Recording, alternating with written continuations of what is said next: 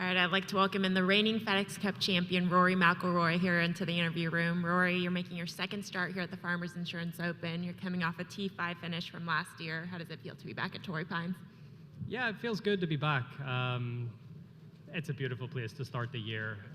Last year I started it in Hawaii, but I decided to spend Christmas and New Year back home in Ireland. So, it's already a big trip from the East Coast to go to Hawaii. So even more so from Ireland. So, give me a couple of weeks to practice at home and prepare. And good to be back. It's a golf tournament I've always enjoyed watching on TV, and a lot of really cool things have happened here over the years, and it was exciting to get to play it for the first time last year, and 1 year in, feel a bit more comfortable with the golf courses and all that. So I'm excited to start the new year. Perfect. We'll open it up right away. Please use the mic if you have a question. Start with Rex. Roy, you can get to number one in the world this week. Where does that rank in things when you sit down during the off season and decide the things you want to focus on? Where's getting the world number one rank?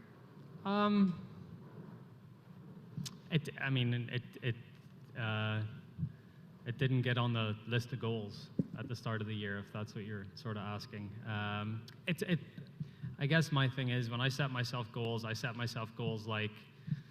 I want to be +1 strokes gained approach play. I want to be +1. It's all about the process. It's all about the game. It's all about trying to make improvements. And if I do that, and I achieve those goals, then hopefully, inevitably, I get to that position. And that's sort of the way I look at it. It is a byproduct of playing consistently good golf, and I feel like I've done that for quite a while now. So. I don't want to say it feels like it's just a matter of time, but if I just keep doing what I'm doing, then if it isn't this week, then hopefully it's a couple of weeks down the line, and I'll have my chances. So I'm not putting myself under any pressure this week to get it done. Doug? Two more things on that topic. A, would you have thought leaving Portrush last summer that you would even have a chance at this point, 6 months later? No, definitely not. I think at that point I might have been like 4 points behind Brooks, or even more so. But yeah, I've played consistently good golf since that point. I learned a lot of things at Portrush that I've put into my game, into my preparation, into my thought process going into other tournaments, and I've had a pretty good run since then. So, but no, it was. It wasn't even, it wasn't on the radar when I was flying back from Northern Ireland in July. And then secondly, as it relates kind of to a priority, I think it was JT who said a couple years ago when he got to number one, it was cool, but he never really either appreciated it or desired it until he was no longer there, and then it kind of irritated him that he wasn't. Can you follow that at all? I mean, you've been there a couple times here and there, and it's been some time. Yeah. I think it's always cool when you attain that ranking for whether it's the first time ever or the first time in a while. That's to be the number one at whatever you do is a pretty cool feeling, and it's a very imperfect system. I mean, even that is up for debate. Whether the players that are at whatever their ranking are, whether that's a true reflection of how the players are ranked in the game right now. It's just, everyone has different opinions on that. But I don't think it irks me or gets me annoyed if I'm not holding that position. I feel like I go about my business and I try to do the right things all the time. And, if I play well enough for a sustained period of time, hopefully I get there. Here, then Jeff. I'm wondering what you take away from the majors season last year, given how well you played in the non-majors. Was it just one of those things? Does it prompt you to reflect on your preparation? What are your takeaways? Yeah, preparation a little bit, mindset mostly. when I look back at the majors that I've won and I've done well in, I've always started well, and I had, 3 of the 4 majors last year I had slow starts. Pebble I started pretty good. But yeah, I think it's, there's a lot of build up and a lot of hype going into those tournaments, and I feel like I do a pretty good job of trying to shut myself away from all of that stuff, but there's still certain things that get in there, and sometimes you go out in a first round and you're trying to sort of play your way into the golf tournament, make a few pars, play sort of protective golf a little bit, and that's never really been my, in my nature. I'm the other way, right? I start aggressively, and if I do and I play well, I usually keep myself up there in the tournament for the most part. So it was just slow starts for the most part that held me back last year, and that's something that I'm going to try to improve on this year. Jeff, forward. You mentioned goals for the year and looking at some stats. What stats do you value the most right now, and why?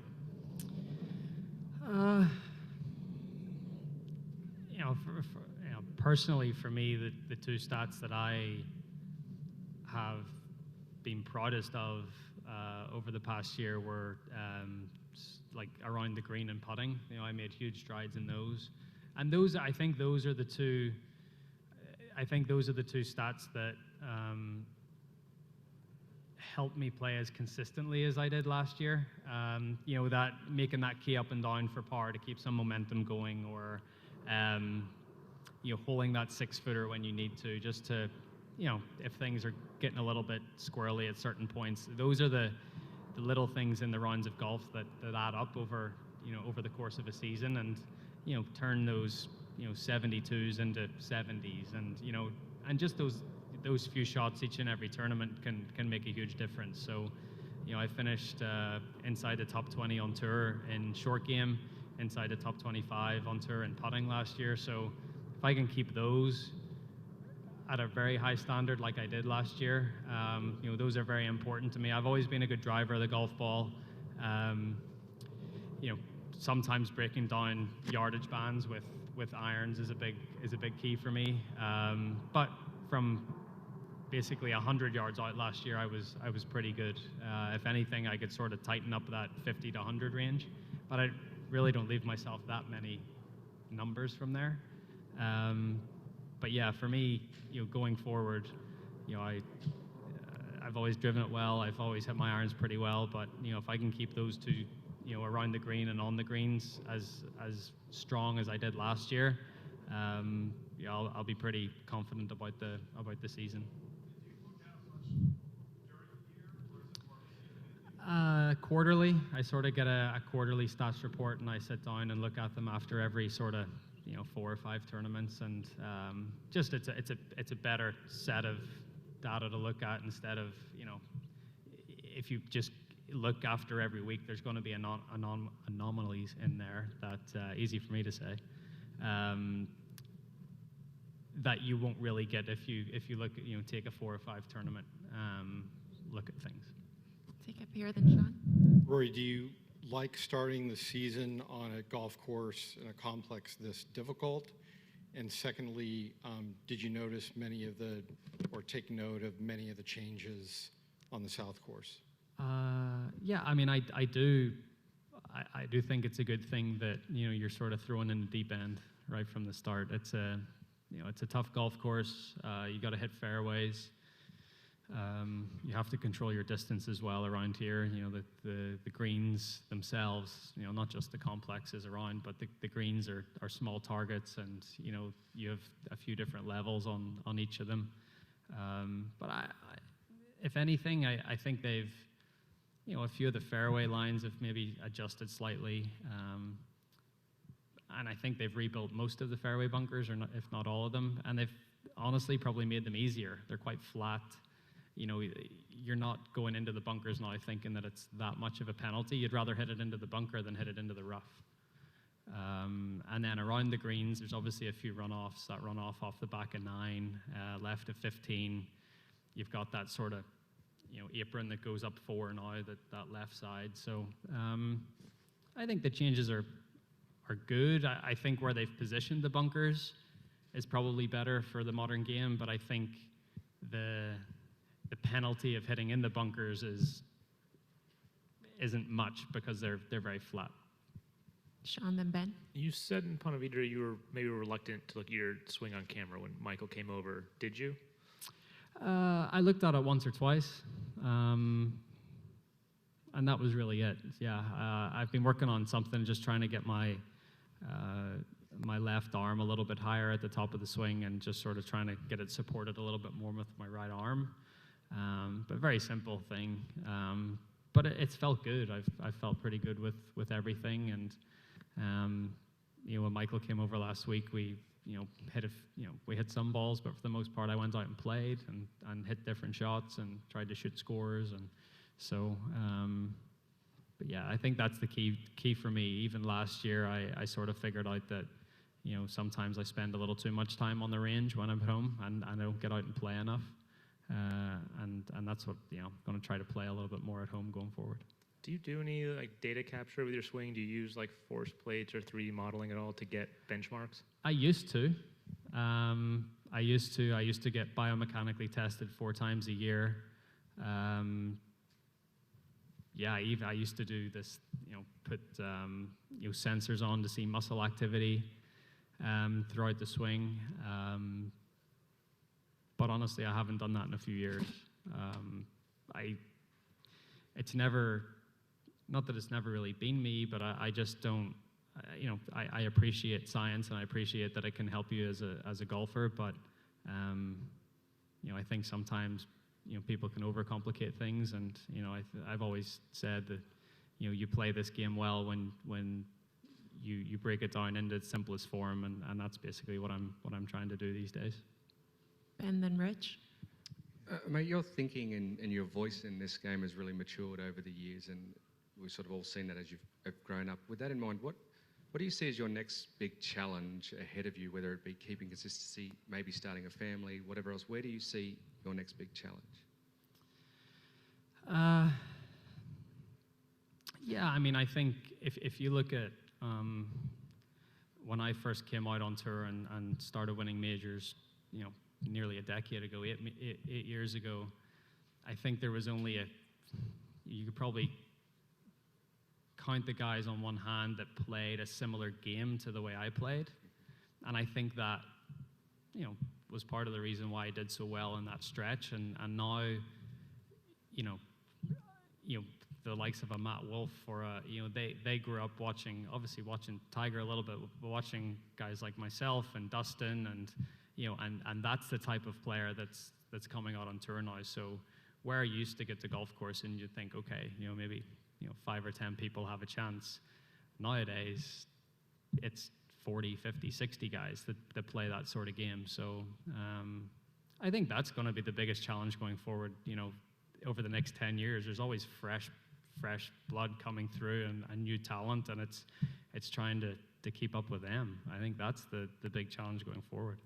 And just to switch tact here, can you give us a rundown or a story of the first time you played with Tiger Woods, how you felt before, during, and after? First time I played with him in a competitive round. The one that sticks out to me is I played with him at his tournament at Sherwood back in,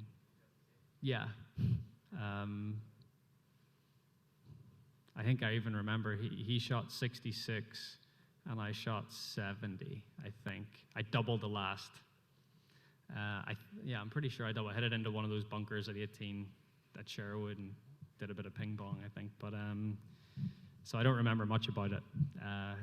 But I felt pretty nervous. Obviously, it's a big deal. A little more of a relaxed event rather than a bigger event. But I've always said this. The first time I played with Tiger, I've never said good shot as much in my life playing with anyone. It's just good shot, good shot, good shot. But I think it was just he was consistently hitting great shots the entire day. Shot 6 under par. But I felt pretty nervous going out. Pretty nervous for the first few holes, and then I settled in and sort of did my thing and was playing okay. and then I think afterwards, it's always a, you inevitably compare yourself to him and what you've just seen, and it's, he's better than me there, but I can definitely hang with him there, and I need to do better at this, and so it's always for me, anytime I have the opportunity to play with him, it's a learning experience, just seeing what he does and how he does it, and even we had a tailor-made photo shoot in Florida a couple of months ago, and he's sort of explaining to me how he plays these little like low spinning chips that he plays, and just even those little nuggets, and I'm there now sort of going, oh yeah, Tiger said he covered it with his right shoulder, and I'm sort of trying to do the same thing, and so there's always stuff you can pick up. All right, we'll take 3 more. Rich, Bob, and on the right. Hi, Rory. Happy New Year. Hello, Rich. You said that you learned a lot since Royal Portrush because of the experience there. If you could, specifically, what did you learn in the time since off that 2-day experience? Yeah. I don't. It doesn't serve me as a golfer to try to be careful, to try to play conservatively or the way maybe some other people play. I have my own style of play, and most of the times it works. Sometimes it doesn't, but sometimes I get into situations and I become a little too conservative and I become a little too careful, and I basically said to myself after Portrush, I'm 30 years old. I've basically achieved everything that I've wanted to achieve in the game. Like, why would I be careful? Why would I not just go out there with the most carefree attitude and think everything beyond this is just gravy? So that's something that I've learned, and I'm gonna, that's a mindset that I'm gonna try to replicate each and every time that I tee it up. And then one of the big things that I learned is how important home is to me, and having that support from back there and people that I'm a million miles away from home right now, on the west coast of the United States, but anytime I think about that experience at Portrush, I think about the people from back home and what I sort of mean to them, and it was a big reminder of that week, and if I'm ever struggling or if I'm ever feeling down about things, I can always think back to the support that I got that day, which is really cool. Bob. Rory, the summer stretch after the Open, as busy as it is, now you throw in the Olympics even more so. Just wondering if it's making you look at things a little different this year, or how it might impact your schedule and how you're going to approach that period. Yeah, I mean, I've pretty much got my schedule planned out. I'm playing. I'll play a good stretch. I'll go back to play the Irish Open the last week in May, and then I'll play Memorial, Canada, U.S. Open, Travelers. So that'll be 5 in a row, and then I'll take a couple weeks off, play the Open Championship, play the Olympics, play the FedEx Cup, play the Ryder Cup, and then we'll see from there. But that's I've sort of got it all planned out. There's just that 5-week stretch is the one that's the big one, and then sort of trying to give yourself a few weeks, break between that and obviously the Open, the Olympics, and then FedEx Cup. Take the last one on the right.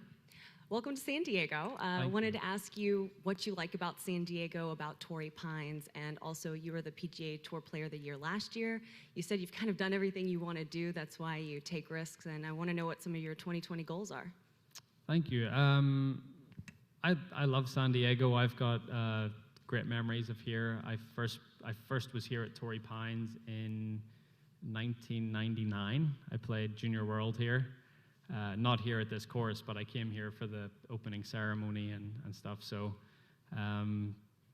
good memories from being a kid and stuff. And sort of got to know the area a little bit as I sort of moved through the age divisions, and we played different places. But yeah, it's a beautiful part of the world. I actually had dinner in Del Mar a couple nights ago, and it was the first time I'd really spent I'd sort of driven through it and stuff, but never actually parked my car, got out, walked around, and it's beautiful there. So that was a nice little find, and something that, you know, if I come back again, I'd probably stay in Del Mar. Seems like there's a little bit to do there. So yeah, it's nice to start the year here. And yeah, my goals are pretty much the same as every year. I want to, you know, I want to play the best golf that I possibly can. You know, I want to win as much as I can. You know, I set myself a goal of winning 6 times last year, and I won 4. So I didn't quite achieve it, but I still had a good year. You know, 5 is the most that I've ever won, and I'd like to top that at some point. So I think that 6 number is still something that I strive towards. And but there's a lot of stuff that goes into winning those tournaments. So I just got to focus on my practice and what I need to do there. And if I do all that right, then hopefully, you know, getting to that 6 number and winning those tournaments is just a byproduct of all the good stuff that I do away from the course. All right. Thank you for your time and good luck this week. Thank you.